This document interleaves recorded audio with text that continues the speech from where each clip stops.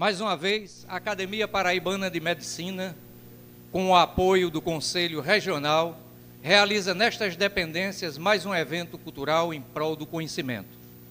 Desta feita, o assunto em tela será Naufrágios e Vestígios Arqueológicos no Litoral da Paraíba. Como palestrante expositor, teremos o engenheiro Dr. George Cunha. Para a abertura desta noite, convido o presidente da Academia Paraibana de Medicina, Dr. Ricardo Antônio Rosado Maia. Obrigado.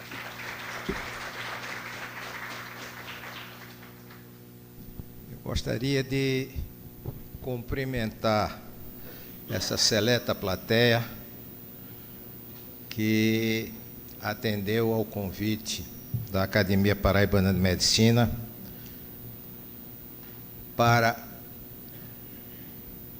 ouvir um tema que habitualmente nós não estamos afeitos a ele. O Dr. George Cunha merece, pelo seu currículo, todo o calor que a Academia de Medicina possa transmitir. Eu não vou ler o currículo completo do Dr. George Cunha, mas eu convidaria para que ele tomasse assento aqui à mesa. Dr. George, engenheiro que, no exercício da sua profissão,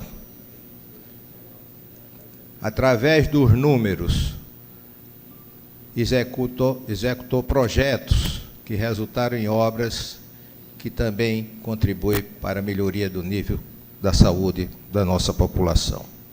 Eu queria convidar o Dr. George Cunha, eu convido o Dr. Manuel Jaime Xavier Filho. Na plateia estão presentes o presidente em exercício do Conselho Regional de Medicina, Dr. Norberto Silva Neto. Por favor, tome assento à mesa. O presidente do Conselho Regional de Engenharia, Dr. Sérgio Rolim Mendonça. E o presidente da Academia Paraibana de Letras Jurídicas, o Dr. Ricardo Bezerra. Eu tenho enorme prazer em receber todos vocês, o Dr. George Cunha, especialmente, que no exercício do seu hobby nos brinda com informações extremamente interessantes sobre naufrágios e achados arqueólogos. É um mergulhador arqueólogo. Doutor George, por favor. Boa noite. Eu gostaria de dizer da minha satisfação de fazer essa palestra. Essa palestra vai ser sobre o lazer, vai ser sobre um pouquinho de arqueologia e sobre os naufrágios que aconteceram nas terras da Paraíba, na costa da Paraíba. A Paraíba é um dos estados da federação que possui o maior número de naufrágios ocorridos numa época bastante antiga, entre 1585, data de sua fundação, até 1654, data onde houve grandes batalhas entre a frota luso-espanhola contra a frota holandesa. Foram batalhas realmente espetaculares, que reuniu cerca de 150 navios nas nossas costas, e onde foram afundados inúmeros navios, muitos poucos conhecidos. A cidade de João Pessoa tem uma história muito bonita. Né? Fundada em 1585, ela teve vários nomes, tudo decorrente da luta entre portugueses, espanhóis, holandeses, e finalmente consolidada João Pessoa, que é um ícone na nossa história. Queria destacar a situação estratégica do estado da Paraíba e principalmente do município de João Pessoa, Cabedelo com seu porto, que fica muito próximo das rotas de comércio com a Europa.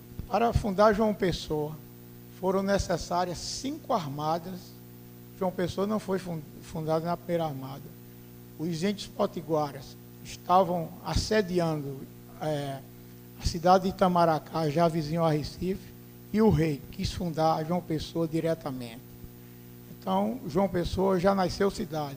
É a terceira cidade do Brasil já nascida como cidade. Isso só aconteceu com a Quinta Armada. Essa é a primeira armada de 1584. Então, a segunda, o rei forneceu 4 naus para a expedição e ajuda financeira. A frota chegou a Pernambuco e fundeu na entrada do porto. No 8º dia ocorreu um temporal e o formoso galeão de Frutuoso Barbosa desgarrou-se com a corrente marítima e foi arribada às Ilhas de Castela, antiga Antilha. Posteriormente, ele regressou a Portugal e, com a ajuda do rei de Castela, Filipe II, realizou uma nova expedição com a ajuda de Simão Rodrigues Cardoso, governador da capitania de Pernambuco. Esta expedição também não teve êxito, tendo sido repelida pelos índios potiguares, que contaram com a ajuda dos franceses, que viviam explorando ao Brasil na região. Essas armadas, essas coisas é importante para a gente, porque exatamente é onde nós vamos buscar as informações sobre os navios que afundaram. Então, decorrente dessas armadas que vieram, que lutaram, por exemplo, na 4ª armada, aliás, na 3ª armada, que foi de Diogo Flores Valdez, que ele era espanhol, que veio tomar conta do Estreito de Magalhães e teve uma série de contratempos e terminou vindo ajudar aqui na criação da cidade de João Pessoa. Então, aí foram afundados cerca de 4 navios franceses que estavam pegando para o Brasil junto da ilha junto de Forte Velho, ali na ilha da Restinga. Porém, esses navios nunca foram encontrados. Mas é exatamente dessas informações da história que nós vamos buscar os pontos, os aspectos para realmente reconhecer os navios encontrados ao longo do tempo. Então, a 4ª armada, né, foi de Martim Leitão, 1585. Foi por terra, tendo a expedição se deparado com várias aldeias de índios tabajaras que tinham chegado à Paraíba. Após várias batalhas, os índios conseguiram chegar ao Forte de São Felipe, que se encontrava em deplorável estado. Forte de São Felipe é o chamado Forte Velho para nós que conhecemos. Martim Leitão, após reorganizar o forte e expulsar os índios, voltou a Pernambuco como herói.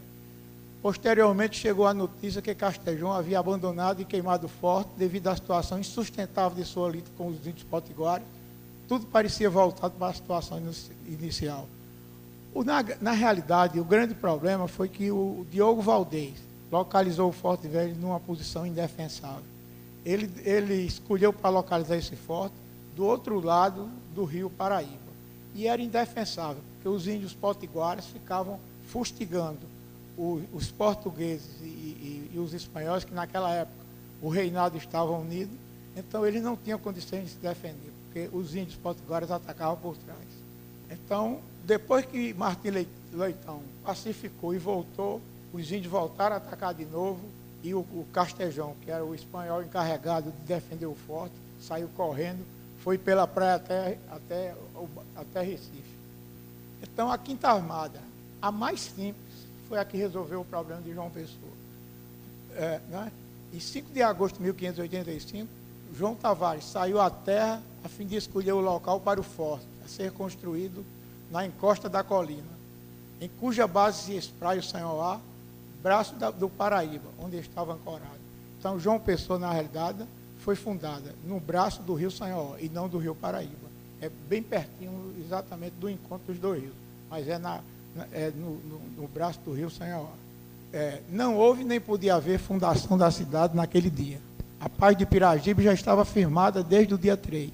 E quando 3 meses depois a cidade foi efetivamente fundada, 4 de novembro, tornou o nome de Nossa Senhora das Neves, em memória ao desembarque de João Tavares, a 5 de agosto. passar dessas fases aí, onde já houve várias batalhas, houve, na realidade, a perda de 4 navios franceses que estavam tirando para o Brasil aqui, junto à Ilha da Restinga. Então, aí já tem 4 navios que já podem ser objeto de pesquisa aí no futuro. Essas informações são de um banco de dados nacional, o Sinal, de um senhor chamado Maurício Carvalho. Ele organizou um banco de sinal e todo mundo pode ir colocando neste banco de dados os navios que vão sendo encontrados. Então, aqui na área da Grande João Pessoa, existe cerca de 60 a 70 navios. Esse número não é um número certo e líquido. A grande maioria desses navios ainda não foram encontrados. E então, nós vamos aqui tocar nos principais navios, nos principais naufrágios, nos realmente bonitos em termos de mergulho, em termos de turismo, em termos de pescaria, e também eu vou falar dos navios mais antigos, e exatamente que estão a nível histórico, são os mais interessantes porque retratam toda uma história importante da batalha da frota luso-espanhola contra os holandeses. Então, vocês vendo aí pelo nome, ó, eles estão por ordem cronológica, né? Então, vocês têm aí o Marie, francês, Pierre, francês, em seguida vem o Chagas, desconhecido, Sauan, desconhecido, 1631. Aí tem o Sauan. Esse nome aí que está aí, possivelmente esse navio está indicado errado. O nome verdadeiro é o Sauan, que naufragou em 1640 na batalha que eu já me referi. Que essa batalha foi em janeiro de 1640, batalha dos holandeses contra a frota luso-espanhola. Esse Chupe é um navio holandês, e esse navio ele naufragou na tomada de João Pessoa, na tomada que era a cidade da Paraíba. Ele naufragou, era holandês e naufragou na briga com os portugueses. Ele deve ter naufragado ali perto da Ilha da Restinga, também não se tem notícia desse navio. Aí depois vem o Sauan, de 1640. Eu queria dizer Sauan e também essa nau de Antônio Cunha Andrade, de Portugal, 1640. Esses navios naufragaram juntos, batalhando em cima dos arrecifes de Lucena. Eu tenho toda essa história, tenho uma pesquisa e tenho, inclusive, contada por um cidadão absolutamente insuspeito, que foi o nosso conde Maurício de Nassau, que governou o Império Holandês aqui na América do Sul. O Galison, o oitavo, aí está aí como desconhecido. Esse navio também naufragou nessa batalha, e Maurício de Nassau disse que ele naufragou em frente ao Cabo Branco. Então está aí também no registrado, mas no banco de dados aí consta como desconhecido. Esse Gouleson que está indicado aí, eu também acredito que não existe esse navio Gouleson. Eu acho que é uma corruptela de Galison. Porque nas cartas de Maurício de Nassau não fala nesse navio afundado aí como Gouleson. Então, enfim, tem inúmeros outros navios assim que nós não temos uma história conhecida, não se sabe, né? Tem o Junot, o Charles Flotte, o Piège, Eduardo, Nonpareil, francês, ó, o Psibe, que é Inglaterra, Schottenstein, Estados Unidos, Santa Clara, desconhecido, mas pelo nome deve ser português, né? Desconhecido. Queen of the Fort, Inglaterra, esse aí está em Jacumã, afundou em Jacumã. Esse aí já, eu tenho relato de gente que já mergulhou nesse navio. Queen of the Fort, Inglaterra, foi esse. Anne Powell, Inglaterra, Baía de Lucena. Elisa Jane, desconhecido. Ville de Saint-Lô, desconhecido. Deve ser francês. Seit Bill Sultan, que o pessoal chama comumente por Vanduária, dos Estados Unidos. Também está afundado nos bastios de Lucena e ele aparece durante a maré baixa. O Transite, em Jacumã, mas ele basicamente é na foz do rio Gramame. É na foz do rio Gramame, ele fica bem pertinho, a 2 quilômetros apenas. Agora, o grande problema do mergulho nesse navio é que a água é sempre suja. Você tem que pegar um verão bom, você mergulha lá. Eu já mergulhei. O transito, o ERI. O ERI é o popular que o pessoal aqui chama de queimado. É o mergulho mais bonito aqui que nós podemos fazer no nosso litoral, um mergulho lindíssimo. É um turismo, tem grupos de turismo explorando o navio, trazendo pessoas de fora. É realmente interessantíssimo uma visita.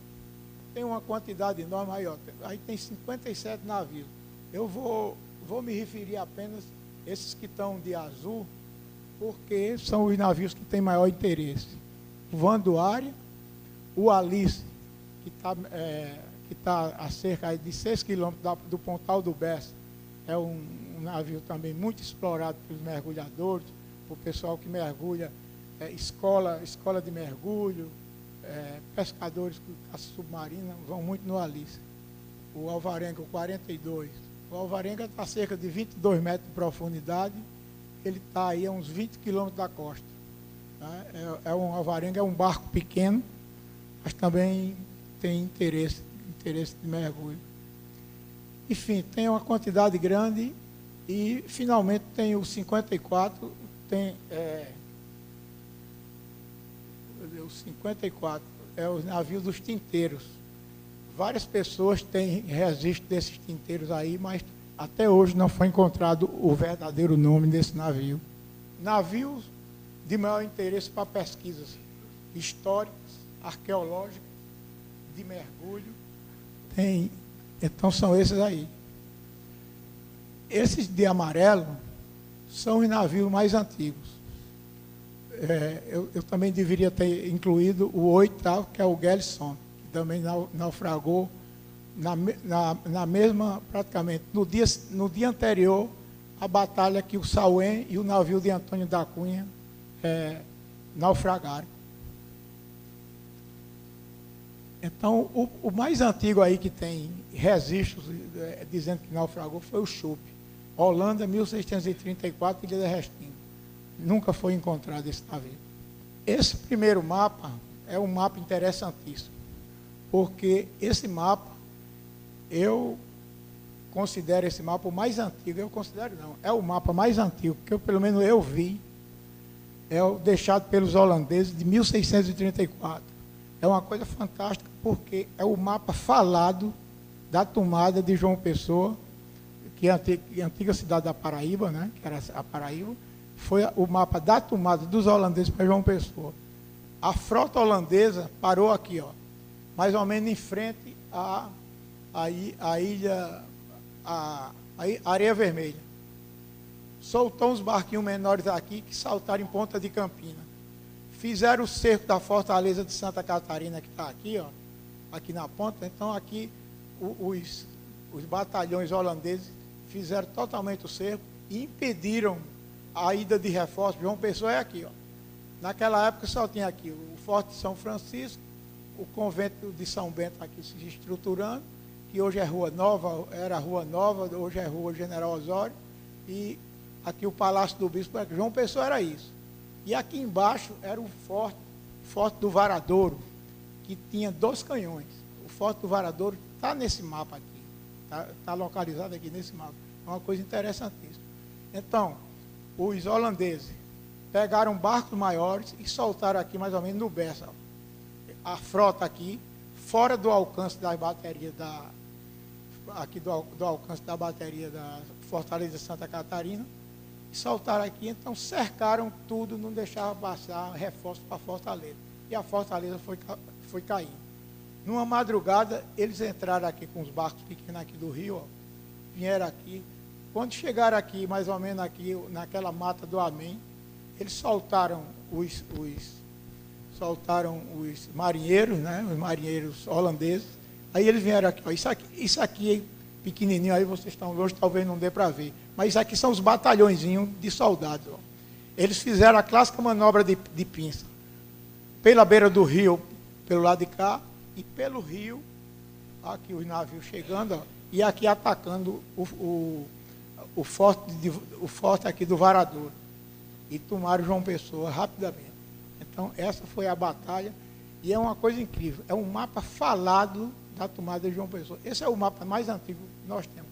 Porque os portugueses, infelizmente, não deixaram vestígios. Não, eles tinham isso como uma coisa secreta. Eles não queriam divulgar que a cidade estava aqui. Para quê? Os franceses não vinham aqui, os holandeses. Por quê? Os franceses eram pau-brasil, exploração do pau-brasil, que era considerado o melhor pau-brasil de toda a região, de todo o Brasil. E os holandeses aí já era pela cana-de-açúcar, pelo açúcar que eles vinham buscar aqui. A Nauchap, local Ilha da Restinga não encontrado. O cenário dessas batalhas, né? O cenário dessas batalhas. A Armada Portuguesa e Espanhola tinha 93 naus, sendo 24 galeões, totalizando 117 embarcações, com a maioria delas com 100 e 150 toneladas. A Armada Holandesa, 33 naus, possuía navios menores, porém mais rápidos. Total de navios em confronto, 150 navios. Então você imagina o ano de 1640, vindo da Europa, 150 navios para batalhar aqui nas costas do Nordeste, nas costas aqui, entre Pernambuco, Paraíba e Rio Grande do Norte. Quer dizer, o lado econômico tinha que estar presente. Então, na realidade, a briga foi pelo pau-brasil e por cana-de-açúcar. A frota holandesa, muito menor, terminou ganhando a batalha. Por quê? Porque contava com navios chamados navios Vleuten, que eram navios muito menores, mas faziam manobra muito rápida. Essa batalha, foram 4 dias de batalha seguida. Essa batalha começou aqui em Itamaracá. Itamaracá está aqui, ó. Isso aqui é Pernambuco, ó. Pernambuco, isso aqui é Pernambuco. E a ilha de Itamaracá está aqui, ó. Então essas batalhas começou aqui. Olha as frotas. Esse mapa tem realmente a indicação, a frota aqui da primeira batalha. Essa primeira batalha, né? O local, em frente à ilha de Itamaracá, 13 de janeiro de 1640. Os naufrágios. Nessa primeira batalha, o Alkmaar, que era a nau capitânia da Holanda, afundou. Ocorreu apenas 3 milhas da costa. E nessa nau capitânia morreu o almirante holandês Wilken Loos. Imediatamente os holandeses se reestruturaram e passaram o comando para a nau Le Femme, que passou a ser capitânia sob o comando do vice-almirante Jacob Huygens. Aí, segunda batalha naval, ocorrida também em janeiro de 1640. Esse mapa aí, ele tem indicação das 3 batalhas que ocorreram aqui nas costas da Paraíba. A primeira batalha, que tinha terminado em Itamaracá, então as frotas vinham empurradas pelo vento, que era sudeste, aí eles iam brigando. Então, a segunda batalha no segundo dia começou mais ou menos em Pitimbu e foi até o Cabo Branco. A terceira batalha, que é essa daqui, foi exatamente em frente ao estuário do Rio Paraíba e nos baixos e ali por Lucena. Essas batalhas ocorriam sempre entre 2 a 3 milhas da costa, em outras palavras, a cerca de 2 a 4 quilômetros da costa. E essa daqui já foi, a quarta batalha já foi no Rio Grande do Norte, lá perto da fronteira. Olha aqui o famoso pintor de Maurício de Nassau, Franz Post, e ele pintava a batalha daqui. Essa aqui é a batalha do Cabo Branco. Essa batalha do Cabo Branco. Então você veja aqui os navios atingidos, pegando fogo, e vários deles terminaram por afundar. Então a segunda batalha ocorreu Pitimbu até o Cabo Branco, no dia 14 de janeiro de 1640. Nessa batalha foi a que teve mais naufrágios. Tem o Gelson, Esse Guleson que eu já me referi, que eu acho que não é verdade, o Sarrunda e 2 naus portuguesas que os holandeses não deixaram no relatório o nome dessas naus portuguesas. Distância da costa, 2 milhas náuticas. Apenas eu botei aqui para ficar bem claro, porque o pessoal conhece mais o quilômetro, mas 1 milha náutica tem 1.852 metros. E nesse navio Gelson faleceu o capitão Mortume e mais 44 marinheiros. Essa daí é a 3ª batalha em Lucena. Ela é mesmo em frente à foz do Rio Paraíba. Esse ponto aqui, aí eu peguei uma lupa e procurei ver, esse ponto daqui é a Fortaleza de Santa Catarina. Aqui, ó. Então, aqui é a entrada do porto, a entrada do porto é aqui nesse, e aqui esses navios estavam aqui, ó, em frente mesmo aos baixos, que a gente chama Baixio de Lucena. Quem é mergulhador conhece bem, tem recife de coral, tem muita areia aí por dentro aí. Então, isso aqui deve dar uns 10 quilômetros de recife de coral até Lucena aqui. Então, essas batalhas foram em frente a Lucena e muitos navios terminaram encalhando e afundando por conta disso. Então, nessa 3ª batalha naval, aí resumindo, tá, tem o relato do próprio Maurício de Nassau falando que afundaram a nau Sauém, que traduzido é o Cisne, e a nau de Antônio da Cunha Andrade, que era do almirante português. O Sauém, comandado pelo contra-almirante Jacob Alderix, teve o mastro grande destruído por 2 balas de canhão e ancorou. Então você vê, naquele tempo era bala de canhão mesmo, não era nada complicado, não era foguete, não era nada. Então quebrou o mastro principal. Ele não tinha, o Sauém, na hora que quebrou o mastro principal, ele não tinha outra alternativa, senão ancorar. Ele ancorando, 4 naus portuguesas abordaram o Sauém e foram arrastados para os bancos de areia de Lucena. O 5º navio inimigo, a nau de Antônio da Cunha, não tinha notado que os navios estavam brigando em cima dos arrecifes de Lucena. Então, aproximou-se e também encalhou. Os holandeses fizeram 230 prisioneiros, incluindo o almirante Antônio da Cunha Andrade, 4 monges, 2 capitães, 2 alferes e um médico. E como era comum naquela época, fizeram um saque de 30 mil florins em prata cunhada e em barras de prata. Aí nesse navio não é um naufrágio interessante economicamente, porque a melhor coisa que tem aí é prata. Passado essa época, em 94, um amigo nosso, Gustavo Ferreira Adelino de Lima, grande pescador oceânico, ele é especialista em pesca oceânica e brinca também aí de mergulho aí de vez em quando, estava pescando nesses arrecifes de Cabedelo com um pescador, conhece bem tudo lá, Geraldo Brasiliano Badu. E eles encontraram esses sinos. Encontraram 3 sinos. Esses 2 sinos aqui, eles têm o nome do fabricante do sino. Esse com o nome do fabricante do sino é uma coisa interessante, porque você pode fazer o rastreamento e ver de onde é que esse sino foi fabricado e tentar conhecer a história do navio e resgatar até o nome. É o nosso amigo Adelino. Olha aí o fabricante do sino. Eric Weger. Esse Eric Weger, isso aí foi feito pesquisa e ele é holandês, era o fabricante. Ele fabricava sinos e fabricava canhão. Então, na minha opinião, estas são as 2 peças mais antigas de naufrágios, mais importantes para a história da arqueologia paraibana.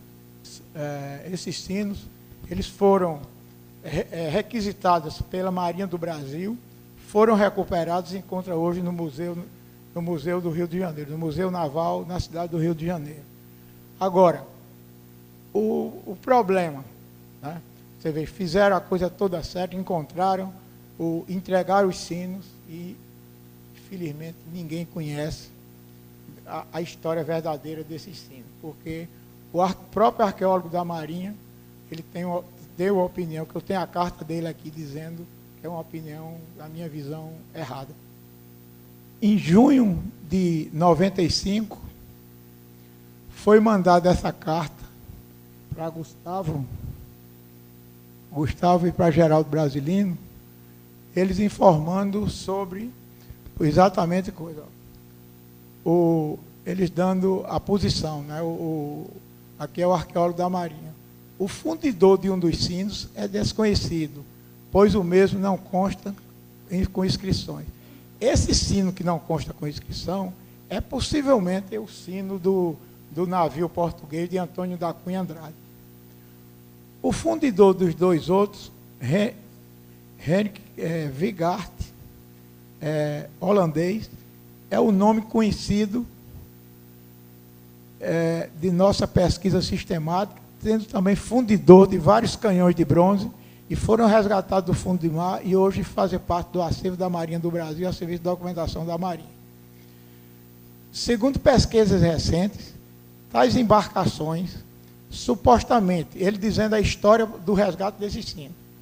Segundo pesquisa recente, tais embarcações supostamente perdidas da frota da França, da frota flamenga, que retirou-se da Bahia em 1625, derrotada por luzes espanhóis, rumando para o norte, pela costa, e depois retornar aos Países Baixos. Ora, esse sino, isso aqui não é a história verdadeira. Não se tem notícia de nenhum navio holandês que tenha naufragado nessa data aí de 1525. E tem toda a história contada desses navios, dessa batalha naval, que na realidade é de 1640. E os navios que se perderem nos Recife de Lucena foi exatamente o Sauém. Então, minha versão é que esse sino pertence ao Sauém. Então, o Maurício de Carvalho também escreveu uma carta para o Adelino, e a conclusão dele, aqui ao lado, ó. Também não tenho nenhum registro das embarcações. O Gelson, afundado no Brasil, onde citado por Amarim. O Maurício foi no Rio de Janeiro, no museu, e alguém conversou que existia um navio chamado Gelson. Mas o Gelson afundou na batalha, na segunda batalha naval, possivelmente em frente ao Cabo Branco. Então ele não podia, os sinos não podiam aparecer em Lucena, era impossível. Então, em outras palavras, você tem o sino, é real, tem quem achou, tem os dois pescadores quem achou, a Marinha não diz nada, e o Maurício, que é do sinal, o Serviço de Informação de Naufrágio, diz que é do Gelson, que não está lá, na realidade, de Lucena. 10 de janeiro foi o início da batalha lá em Itamaracá. No dia imediato, quis que o vento, soprando do sul, nos fosse favorável. E às 7 da manhã estavam diante de Pau Amarelo, pertinho do litoral, onde o inimigo devia desembarcar no dia seguinte. 7.000 homens em pequenas embarcações. Como a frota espanhola se achava pouco dispersa, os navios que estavam mais avançados aproximaram-se do centro, procurando o dito mar, mas os nossos, navegando à feição do tempo, perseguiam o inimigo, que se viu obrigado a dirigir-se para o norte, porque o vento era sul-sudeste, então ele soprava na direção das costas da Paraíba. Perseguiu o inimigo, que se viu obrigado a dirigir-se para o norte ao longo da costa, de modo que nosso almirante, somente às 3 da tarde, entrou em luta com os ibéricos, passando pelo meio da frota espanhola para atacar a nau Capitânia.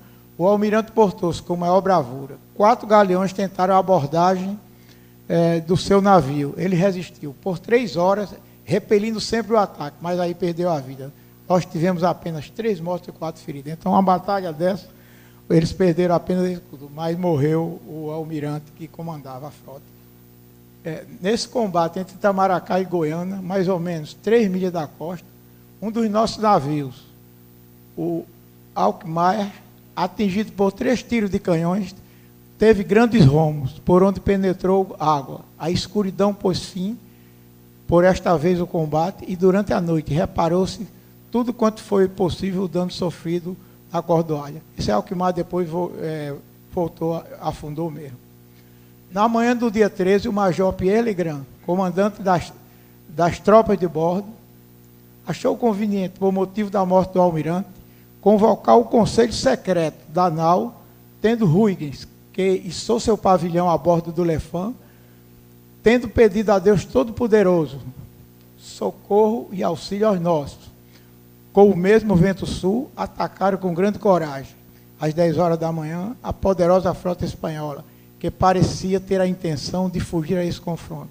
O combate passou-se com tal encarniçamento e fúria, e tiros de mosquete e canhão, que deve considerar-se um grande prodígio de coragem, que tem durado até a noite escura.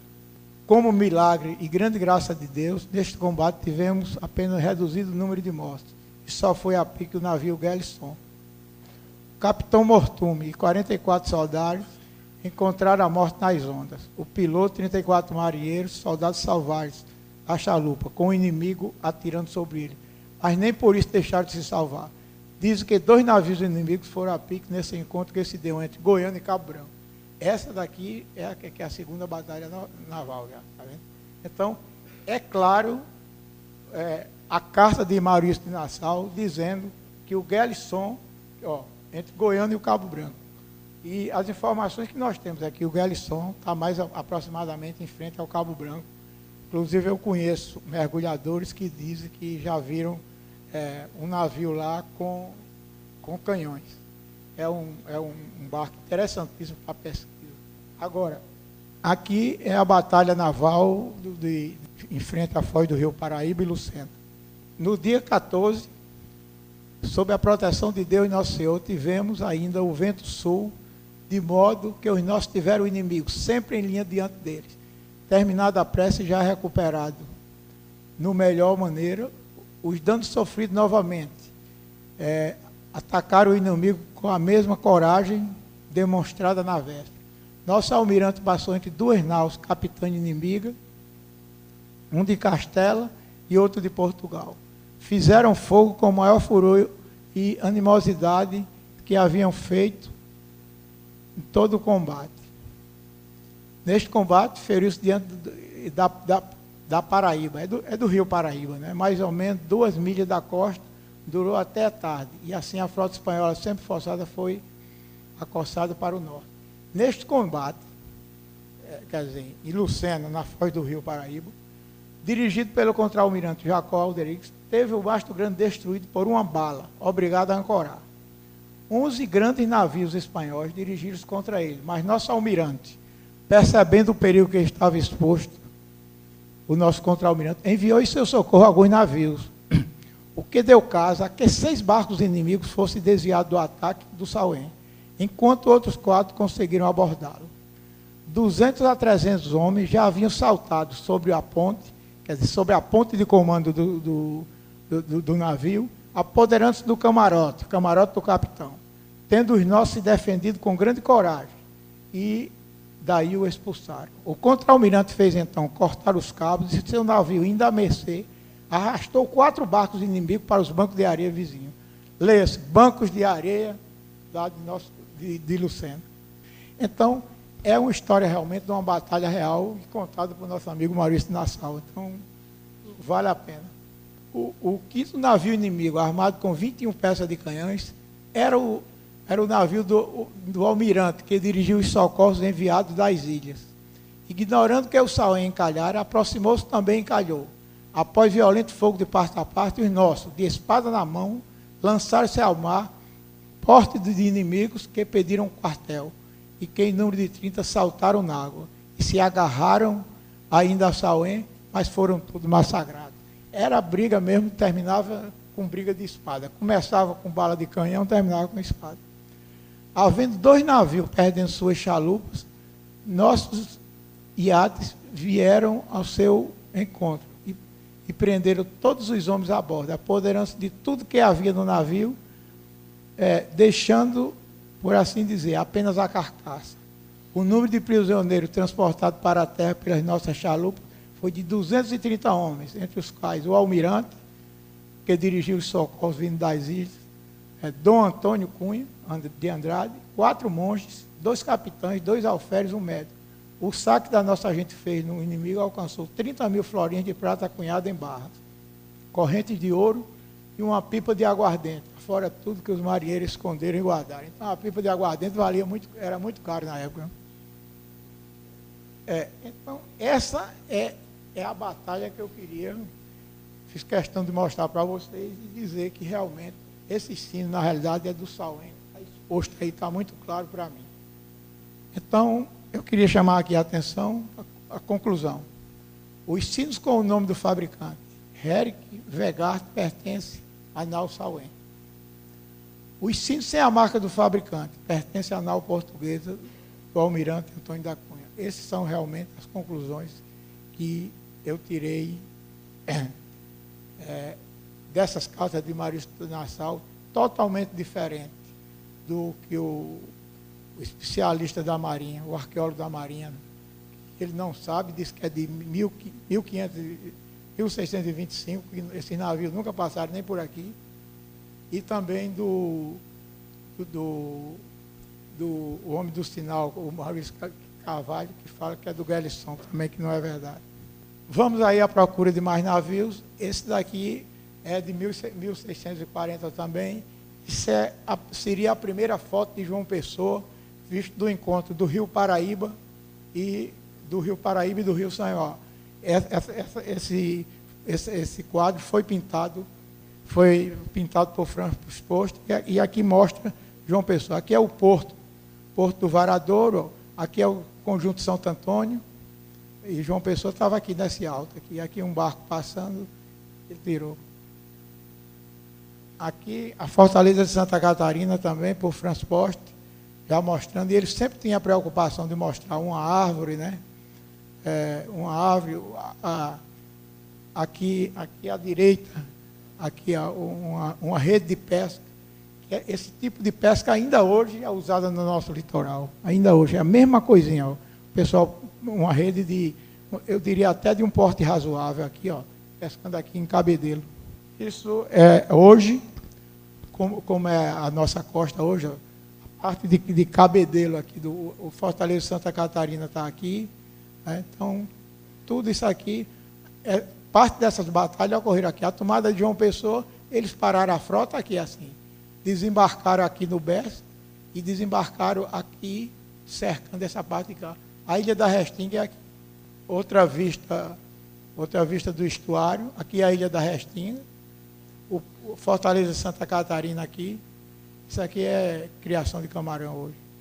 Aí, uma carta náutica com a localização do nosso navio. Uma carta náutica, por exemplo, o Alvarenga está aqui a uns 20 quilômetros da costa, mas aqui parece bem pertinho, né? Então, é questão de escala. Então, o pessoal que gosta de mergulho aqui, mergulho mais esportivo, tudo, eles fazem esses 3 navios. Sai daqui, passa no Alice, Queimada, Alvarenga, volta aqui para o Yacht Clube, ou para a Marina de Cabedelo aqui. Aqui nesse outro mapa aqui, que é do Porto de Cabedelo, entrada do Porto, com detalhe aqui, Ilha da Restinga, né?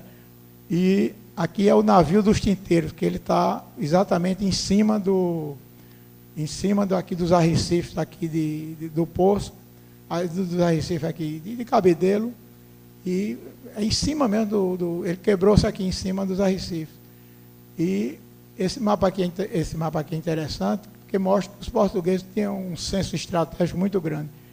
Fizeram a Fortaleza de Santa Catarina aqui tinha um forte, o Forte da Restinga, e aqui tinha o Forte de Santo Antônio. Então, com esses 3 fortes aqui, era muito difícil as tropas estrangeiras penetrarem para João Pessoa, porque João Pessoa, propositadamente, foi fundada no interior do Rio, foi fundada no Rio Sanhó, que o João Pessoa, eles andavam desse ponto aqui até a cidade de João Pessoa, são 18 quilômetros. Ele foi fundado exatamente por estratégia militar. Né? Exatamente para... E também dizer que nesse conjunto desses 3 fortes, eles ainda tinham aqui um observatório aqui é Forte Velho. Tinha um observatório aqui que se chama Atalé de Forte Velho, que era um observatório que eles tinham a capacidade de ver a entrada do porto até o Cabo Branco. Qualquer frota inimiga que passasse do Cabo Branco, ele já tinha o conhecimento e tomava as providências para se defender. Então, aqui, bem rápido aqui, dos principais naufrágios. Né? O Alice, 8 quilômetros da praia do Bessa, profundidade 13 metros. Vapor Americano Eric, queimado, 12 quilômetros da praia, em frente ao Hotel Tambaú ali, profundidade 17 metros. Vanduária, ou Vanadouro, que chama também, 1911, em frente à praia de Fagundes, 6 metros. Transite, 2 quilômetros da foz do Rio Gramame, profundidade 6 metros. Vapor Bahia, isso aqui é na fronteira do estado da Paraíba e de Pernambuco. 15 quilômetros da praia, profundidade 27 metros. E o Alvarenga, que afundou em 1926, é aquele que fica, que fica a 22 a cerca de profundidade de 22 metros. Fica perto do queimado. Aí são os navios mais antigos e ainda não identificados totalmente. E aqui eu acrescento já esse último aqui, que é o interessantíssimo aqui, que é o Santa Rosa, que afundou possivelmente em frente ao Cabo Branco, mas ninguém sabe a profundidade. Era uma nau portuguesa com 70 canhões, que levava 7 toneladas de ouro e uma tripulação de 700 pessoas. É um tesouro avariado em $1 bilhão. Então, voltando, né? O Gerson, 1640, em frente ao Cabo Branco, naufragado na batalha entre a frota holandesa e a luz espanhola. O Salwen, idem, 1640, um dia depois, Recife de Lucena, na mesma batalha naval. E o Santa Rosa, eu já coloquei. Esses naufrágios antigos, explorados, que nós temos boas informações já, você temos aqui em Salvador, temos o galeão Nossa Senhora do Rosário e o galeão Utrecht, também naufragaram devido a uma batalha e estão juntos, misturados. O galeão São Paulo afundou em frente ao Cabo de Santo Agostinho, em 1652. Esse aqui eu tive a oportunidade de mergulhar neste naufrágio aqui, do galeão São Paulo. Galeão Sacramento, 1668, também em Salvador. E tem umas peças muito bonitas resgatadas pela Marinha. E Galeão Alfama de Lisboa, 1690, Praia de Candeias, que eu mergulhei e consegui resgatar, que está aí na amostra aí que nós trouxemos, várias peças, pratos, várias peças desse navio. Aí o queimado, vapor Americano Eric, né? Que apenas, olha, é um navio, vou dizer apenas as principais, aqui comprimento, já era um navio de 100 metros, né? Tinha a boca de 12 toneladas, deslocava 3.502 toneladas, americano, e ele afundou devido a um incêndio. O incêndio, ele fica relativamente perto da costa, ele foi avistado da praia de Tambaú, e foram os pescadores de Tambaú que salvaram as pessoas desse navio. Tem latitude, longitude, profundidade, 9 a 18 metros. 9 porque essa parte mais alta aqui, que chama dos quadrados, ela está mais perto da superfície. E é importante também destacar que é um dos poucos navios do mundo que as caldeiras foram construídas de forma quadrada. É um caso especialíssimo. Isso aqui, ó, que a gente mergulha lá, normalmente chama de quadrados. É porque ele está todo desmantelado. Na década de 60, 70, passaram aqui uns caçadores não é nem de tesouro, é caçadores de cobre, né? Desmantelaram, dinamitaram esses navios todos, eles estão todos, não tem mais o que fazer. Quebraram tudo. Olha os quadrados, um mergulho aí no quadrado. Hein? Caldeira quadrada, pouco navio do mundo. Ó. Você vê aí. Olha o tamanho dos hélices. Duas pessoas aí mergulhando. Ó. Esse aqui é o Alice. Da mesma forma, o Alice está todo desmantelado. Mas é um navio já menor, a profundidade também menor, de 7,5 a 12 metros. Essa parte daqui é a que está mais perto da superfície, da 7,5 é a proa. ele está aproado mais ou menos em direção à terra. Aqui a fotografia do Alice. Você mergulhar em naufrágio, em navio desse, com um tempo já decorrido disso, é uma coisa fantástica, coisa maravilhosa. Esse naufrágio também é outro navio. Eu, juntamente com o naufrágio do Queimado, é um dos navios mais bonitos, porque era um navio daqueles à roda. Esse navio, o naufrágio dele ocorreu devido a uma batida com o navio Pirapama. Ele afundou aqui na fronteira Paraíba-Pernambuco e o Pirapama foi afundar em frente a Recife. Se encontra também todo desmantelado. Né? Profundidade desse aqui é 18 a 27 metros. Olha aqui a roda. Ainda está, a roda, apesar de ter sido dinamitada, tudo, as rodas ainda permaneceram, de certa forma, ainda. Você reconhece a forma, né? Pronto, então agora vamos falar um pouquinho do Santa Rosa, que também nós temos algumas informações interessantes. É um naufrágio. Portugal reunia, uma vez por ano, uma frota para levar o ouro do Brasil. Então, para levar esse ouro, os piratas ficavam tudo atentos, procurando chegar para atacar esses navios, então tinha que ser navios de grande porte, navios fortemente armados. E o Santa Rosa era um dos navios que capitaneavam essa frota. Essa frota tinha o Santa Rosa e o Nossa Senhora de Nazaré. Eles saíram em agosto de Salvador. Uma tempestade muito grande isolou a frota e o Santa Rosa seguiu sua rota. O Santa Rosa levava 7 toneladas de ouro, pedras preciosas, era muito dinheiro. Isso declarado, porque também era como naquela época, os passageiros que iam também levar muito pertences também de ouro, de pedras preciosas para os familiares lá em Lisboa. Na Santa Rosa, português, navio de carreira, mas ele tinha uns 70 canhões. Comprimento 56 metros, deslocamento 1.100 toneladas, já era um barco grande, um barco com 3 mastros, que é esse tipo aqui, e uma tripulação com 700 homens.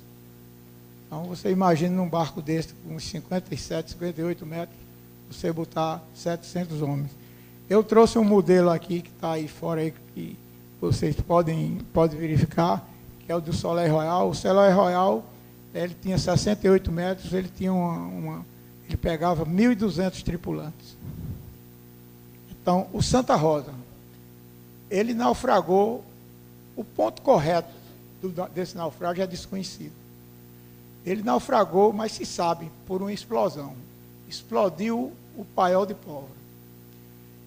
Dizem que esse paiol de pólvora foi explodido pelo comandante, porque existia o comandante do navio e existia o comandante da tropa que vinha para dar segurança contra os piratas.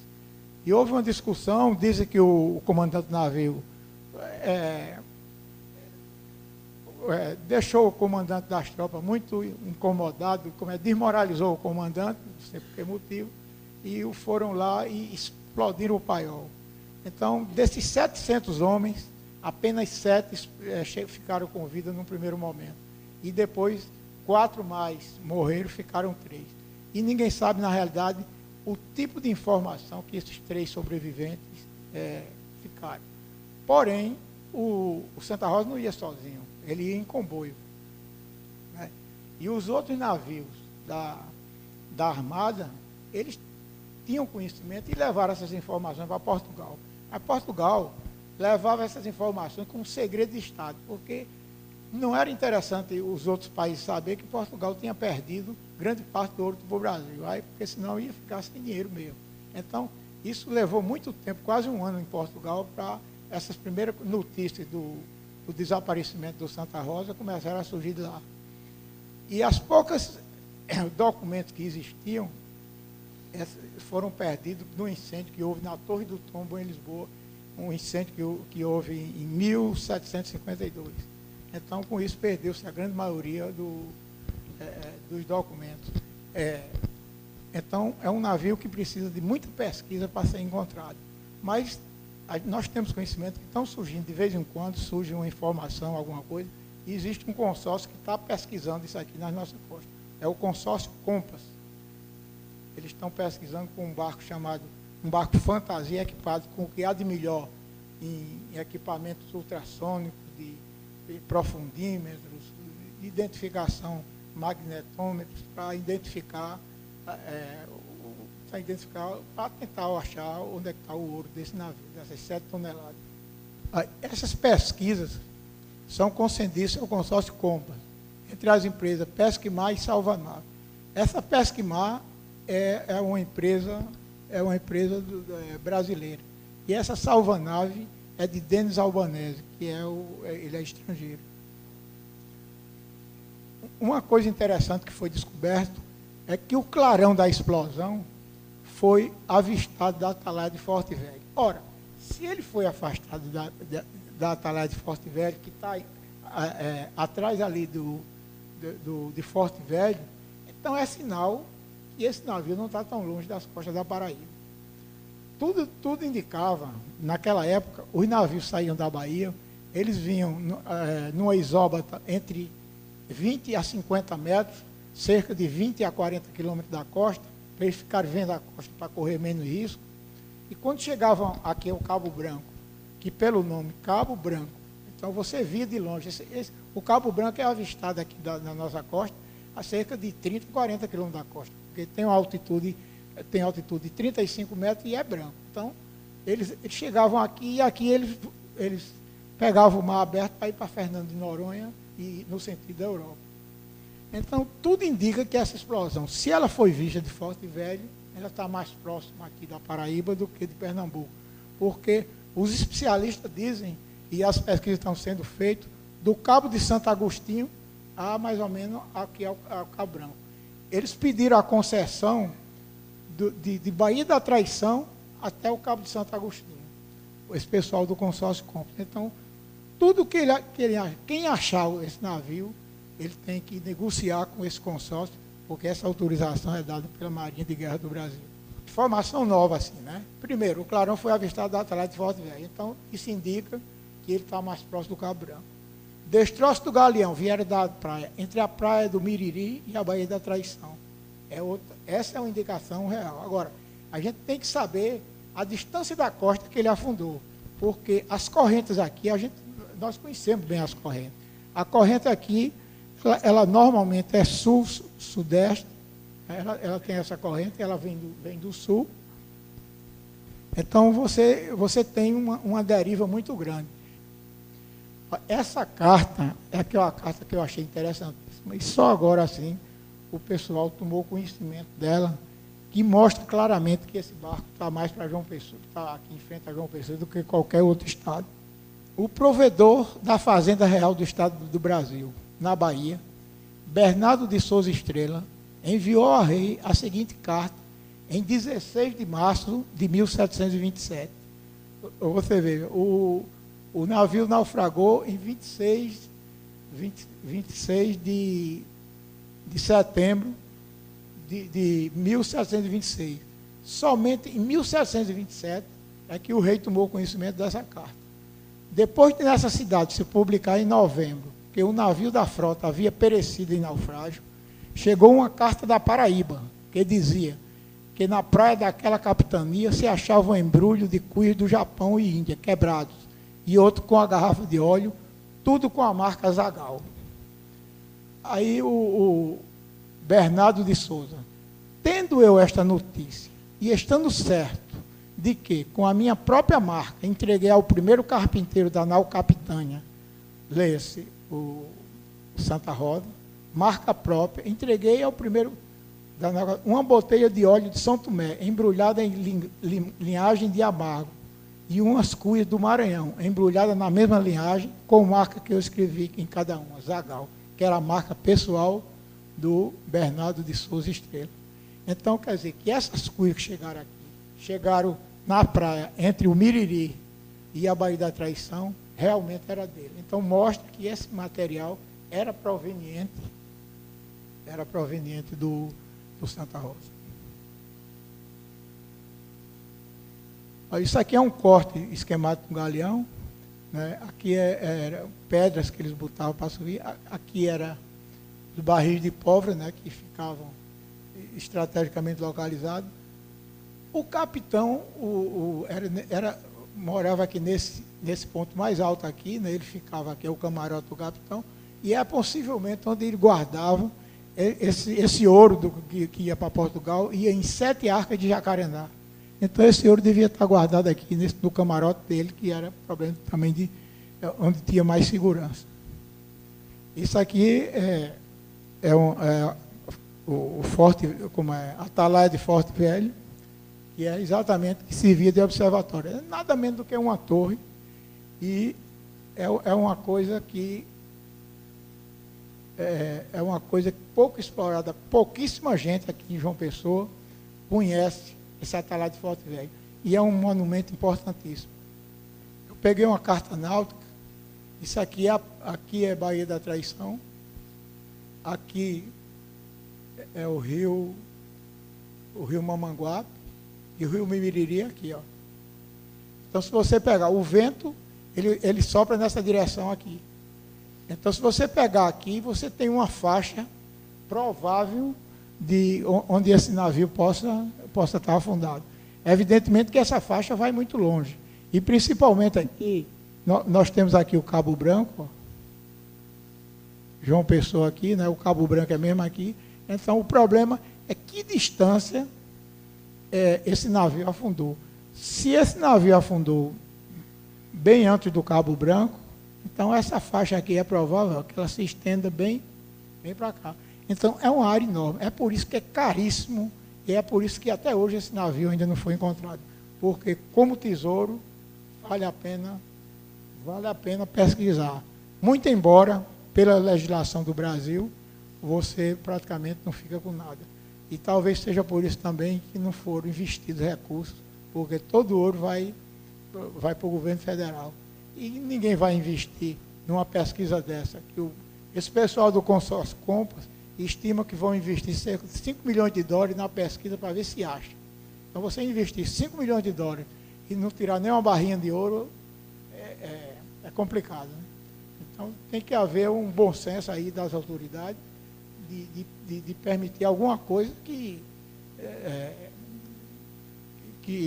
claro, tem que preservar os valores históricos, né, a história, mas é preciso investimento que o governo não tem, então nada é feito. Mas eles deram o direito de pesquisa ao consórcio Compass que eles estão fazendo.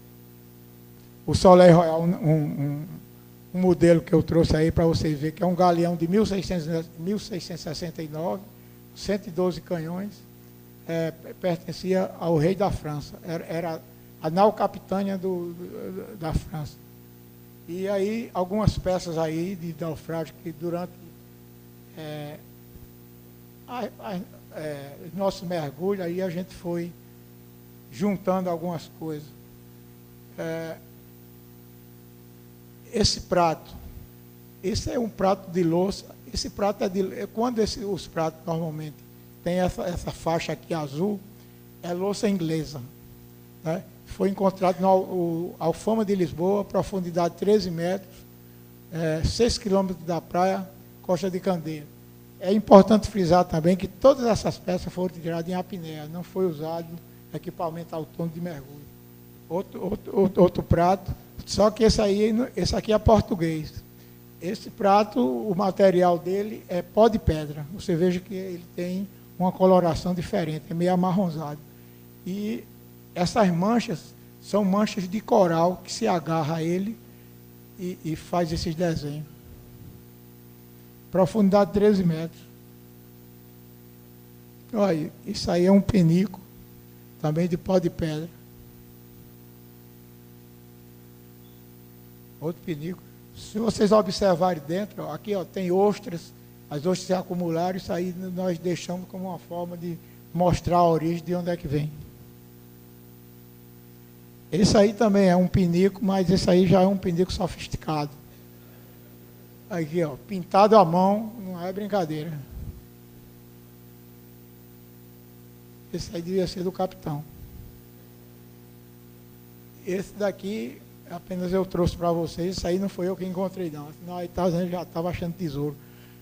Isso aí, mas essas são moedas cunhadas aqui em Recife, pela Companhia das Índias Ocidentais, antes de deixar Recife, voltando para a Holanda, 1654.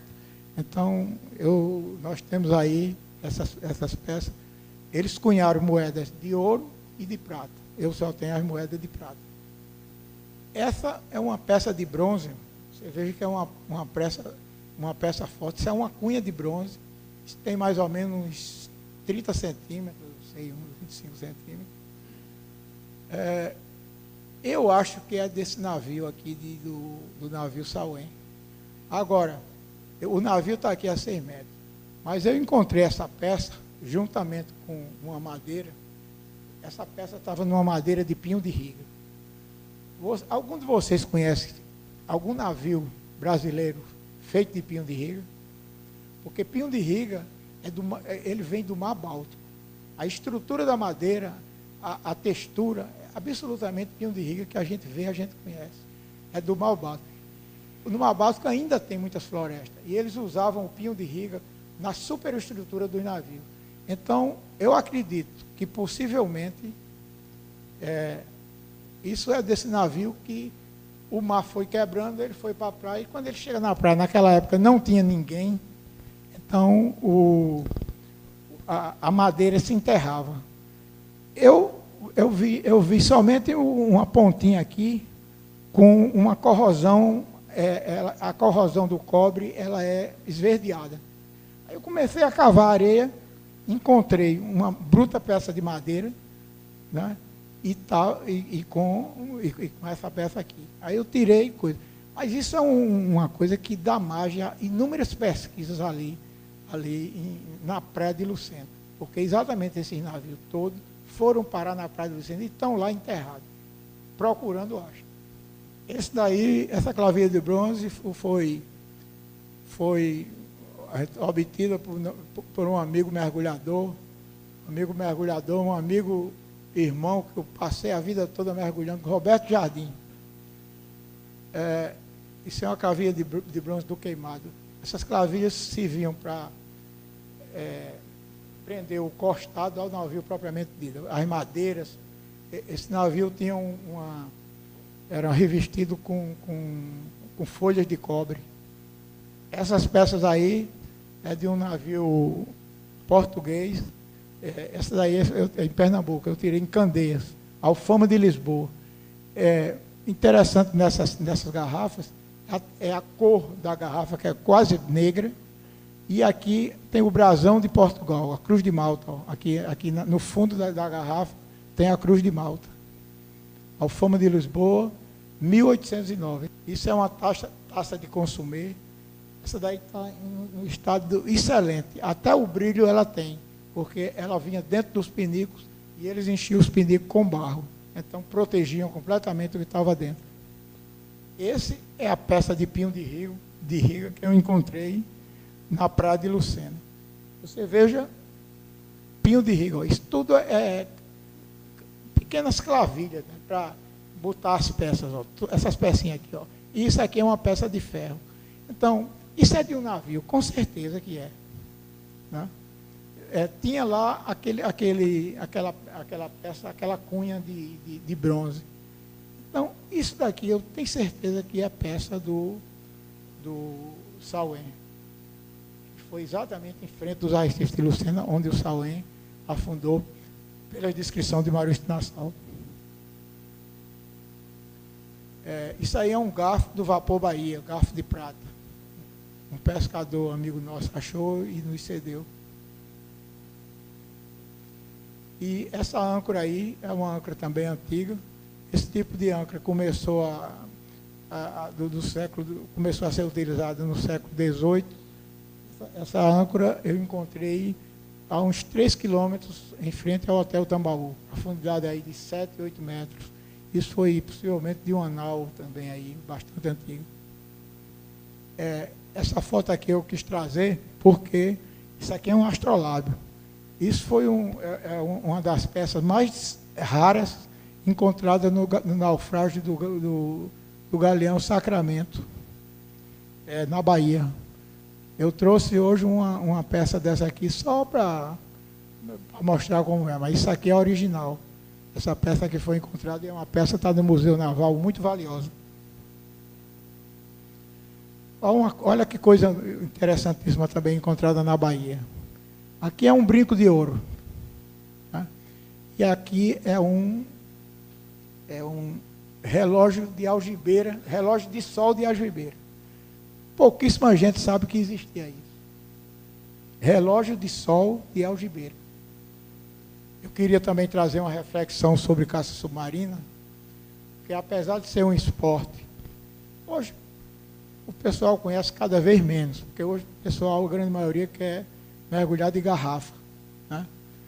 Mas a reflexão que eu trago é o seguinte: é o esporte que mais me ensinou lições de vida, lições para a vida, e onde consegui amigos, que são verdadeiros irmãos, pois nos mergulhos profundos, em apneia, faixa de 30 metros, o amigo fica observando e guardando pela segurança do outro mergulhador, necessitando de confiança total, pois sua vida depende do companheiro.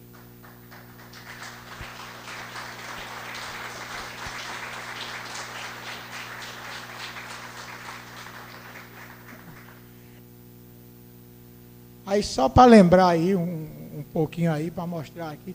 Aqui tem vários mergulhadores e eu queria também aqui saudar aqui na plateia um grande amigo, Betinho Alberto, que talvez seja o paraibano Alberto Ferreira.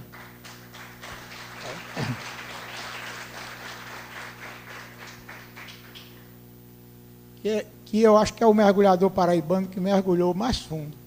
É outro mergulho, é outro tipo de mergulho, né? Mergulho com equipamento. Ele mergulhou 297 metros, trabalhando pela Petrobras. Agora, é um mergulho que tem que ter total segurança. Era isso as informações que eu tinha para transmitir para vocês.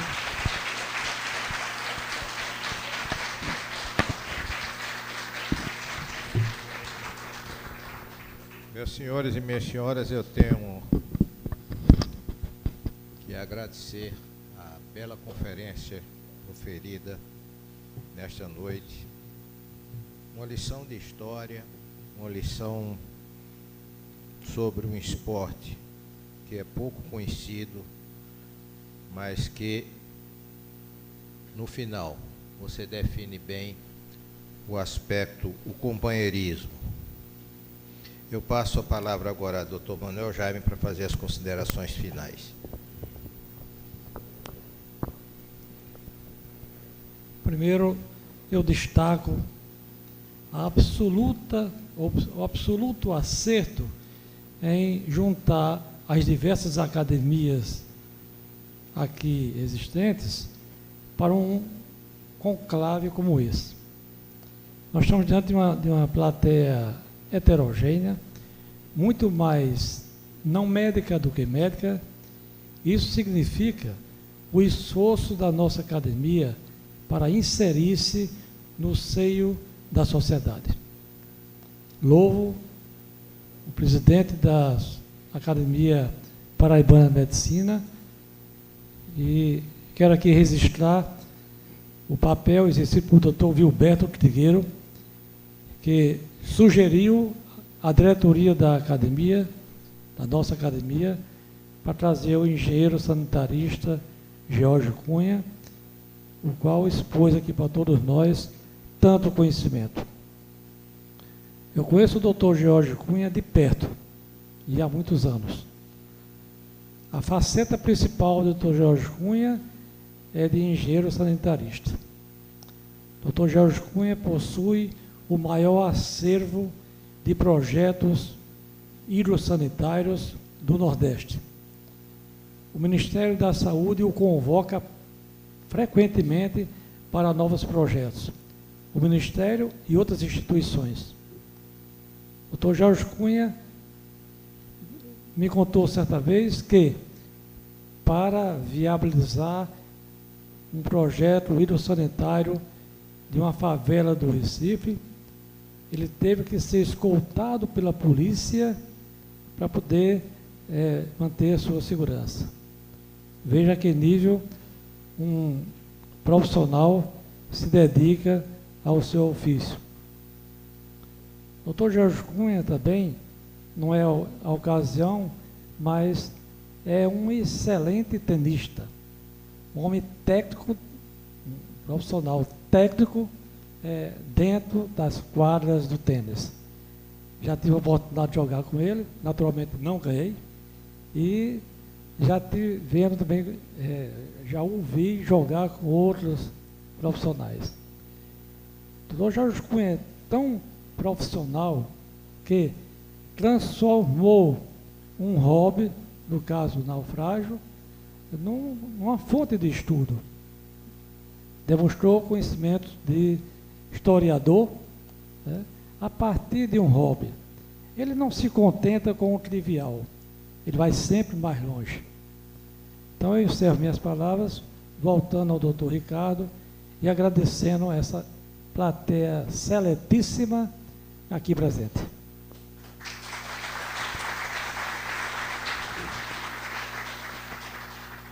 É com grande satisfação que eu encerro essa sessão, sem antes enfatizar a importância da cultura para qualquer que seja a profissão.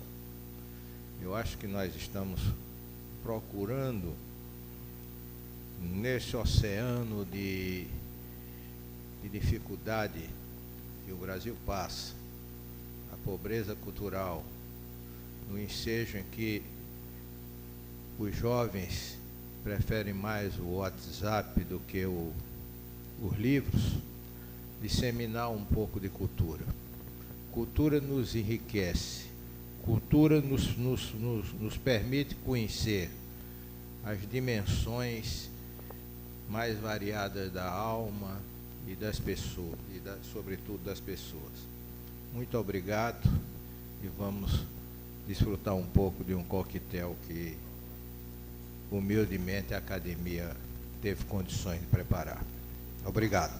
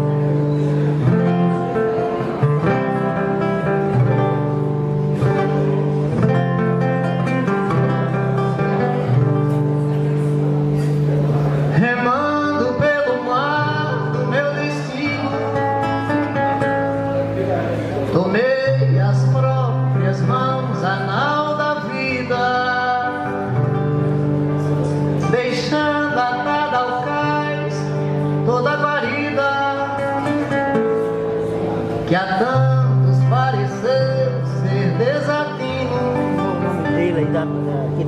deixando a cada alcaz toda a galinha, que a tantos pareceu ser desatino. Tornei-me deste mar um peregrino, no instante em que do porto dei partida,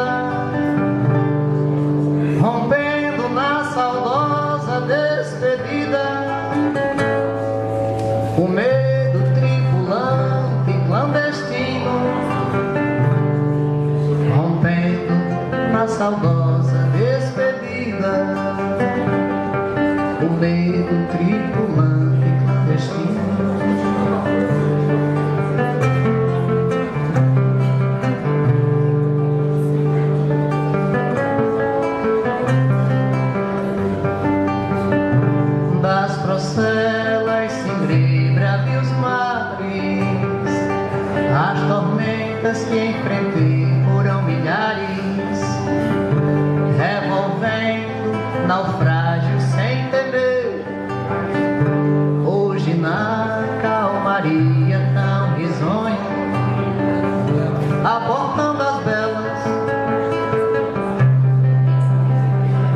praias deste sonho. Agora não dá paz, remessa em meu ser.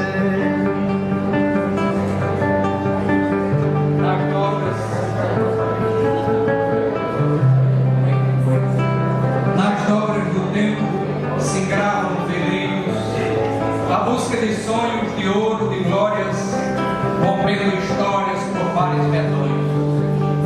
E seus trovadores criavam figuras, passagens de agruras, quebra de guias, trovões, ventanias, rasgando bainhas e bestas marinhas saltando no mar, visando a Boreste, as terras mais virgens, de botas e ferros ali conquistar as forras de riso, travados moitões, a banda do vento, o bando a rasgar, o líder à deriva levantando a proa, o casco esparroa nas quebras de mar, o mastro se pende a favor do vento e o sonho se perde em seu naufragar, vivendo